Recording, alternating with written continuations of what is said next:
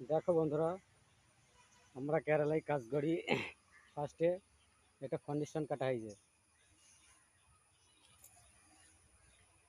দেখিস ফাউন্ডেশনটা কেটেছে সিধা একটা নুল দিয়ে লাইন করে ঢেলেছে, তারপরে লেভেল করি। এবার দেখো এই কালিগুলো সব কাজ হবে। আমরা দেশে স্টিকারে কাজ করি।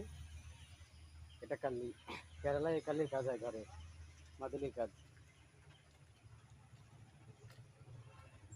দেখেছো বন্ধুরা, দেখো